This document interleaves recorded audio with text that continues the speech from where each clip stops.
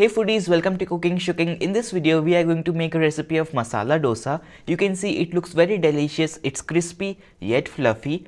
We are not going to make a crunchy cardboard like dosa. It's going to be super tasty and easy to make once you see this video. I'm going to share lots of tips and tricks with you guys today. So let's begin.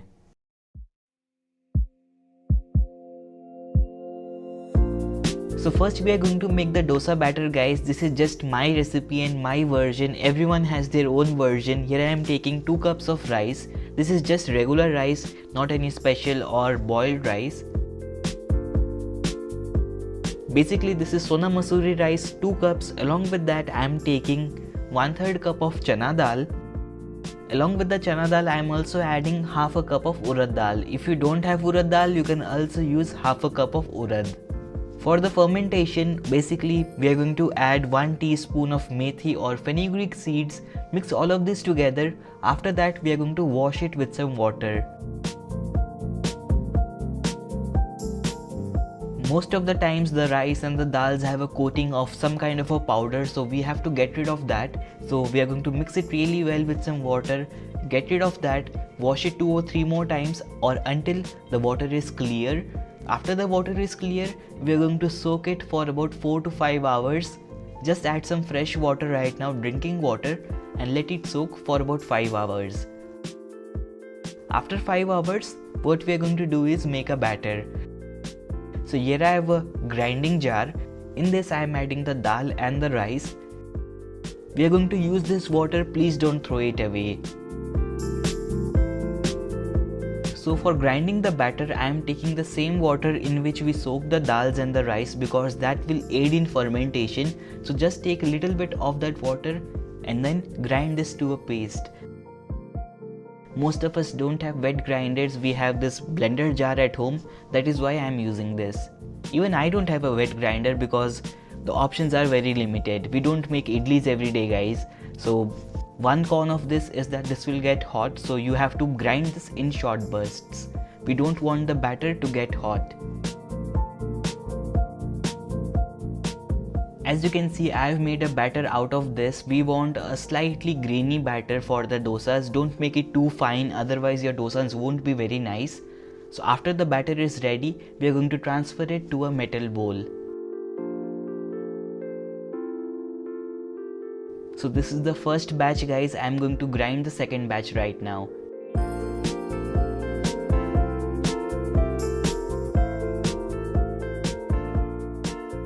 You can see I have kept a balance between slightly smooth and slightly grainy batter. Our dosa batter is almost ready. I am going to just mix it really well for about 2 minutes. Use your hands for this step. This will aid in fermentation. You can see the consistency as well. Looks great, isn't it?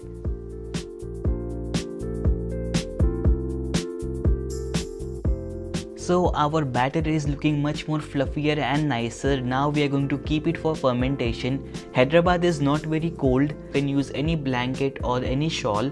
Just place that over top of this. Just place your bowl with the cover itself. I'm just covering the bowl with a plate and then I'm going to cover it with the shawl. I'm going to keep it aside for fermentation for about 12 hours. Sometimes in winters it can also take 24 hours, but in summers it will just take 10 to 12 hours. How to check if the batter is fermented? You can just smell it or see if it has increased in volume, and then your batter will be ready. Basically your batter should have small perforations or small aeration bubbles like this. So now after the batter is fermented, we are going to make the aloo masala. For that, here I have a kadhai. In this I am going to add 1 tablespoon of oil.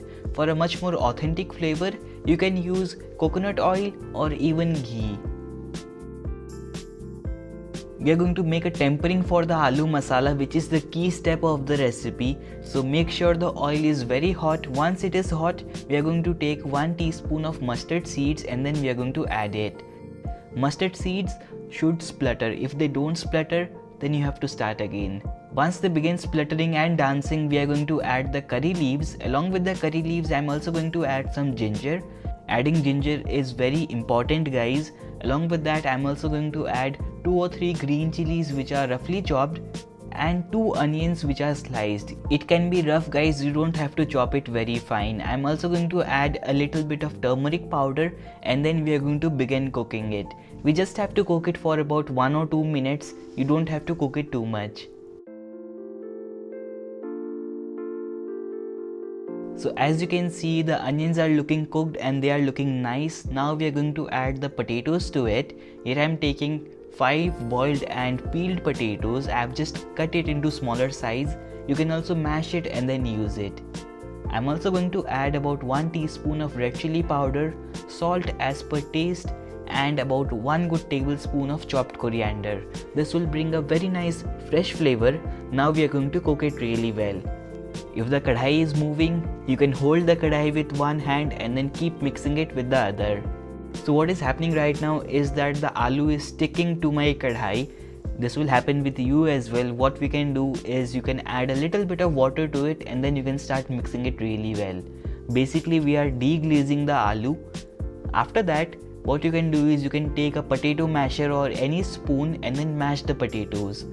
We just want to bring a binding in the potatoes. You don't have to mash it too much. One should be able to see the potato chunks. Remember that. That's how I like it guys. If you want to make it in my style, you can follow that step. Otherwise, it's your choice. Our potato mixture or our potato masala is almost ready. Why am I saying almost? It's ready guys. I'm turning off the flame now and I'm going to keep it aside.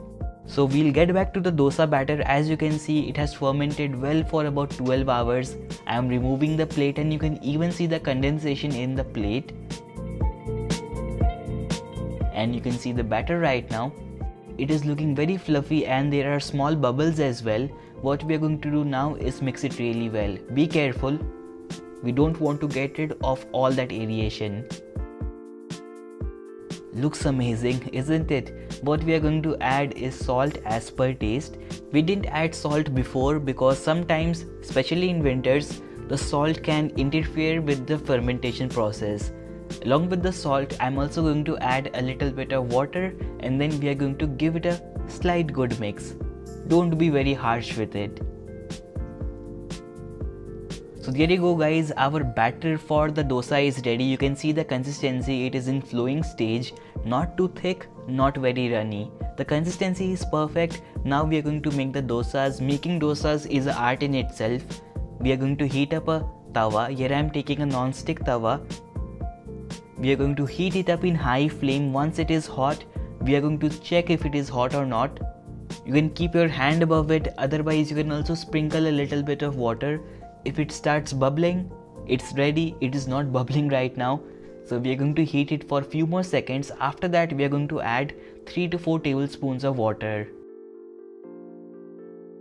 Wipe off the water and then we are going to start making the batter. Why did we do that water step?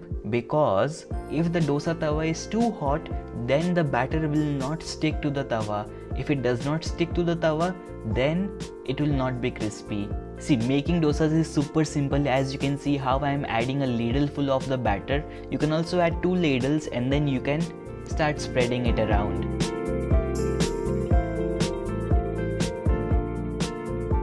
Just go in one circle and then you will have the perfect dosa look. So to begin with, we are going to keep the flame high so that we can get rid of all that extra moisture. If you want to make a much more thinner dosa, then you can scrape off that excess batter. Once the batter dries out, then we are going to add about 1 to 2 teaspoons of oil and then we are going to lower the flame a little bit and then cook it until it is golden. If you cook it in high flame, then you will get a soft and crispy dosa. If you cook it in low flame, then you will get a crispy dosa.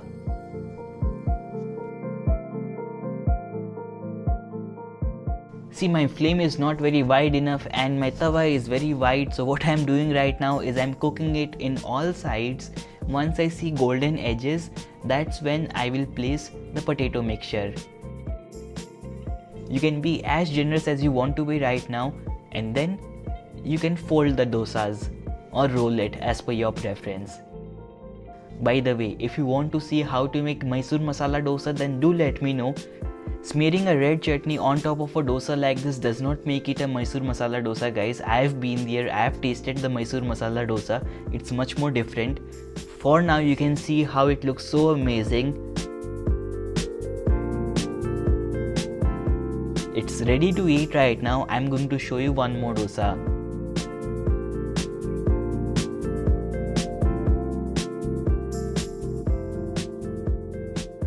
You can see I followed every step similarly and the dosa looks perfect, isn't it, from top. Once I fold it, you will see what's inside. See what happened right now?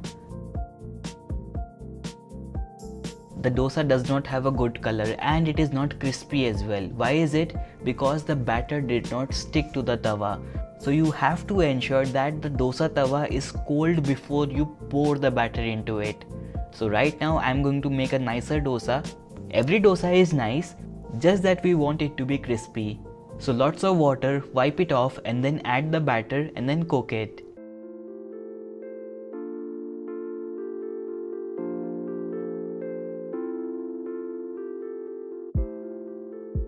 Now this looks perfect, isn't it? Our dosa is ready, looks super crispy from out and it is, guys. Now we are going to serve it. It's perfect with some sambar and some coconut chutney. So there you go, guys, that was my dosa recipe and it is perfect with some Szechuan chutney as well. I'm not kidding. This is my homemade Szechuan chutney. You can see the texture of the dosa, it is super crispy as well as it is soft as well. It's not that we are eating cardboard. Trust me, guys, a super crispy dosa can be a cardboard too and you know what I'm talking about. This one is crispy yet soft and fluffy from inside. That's how it needs to be.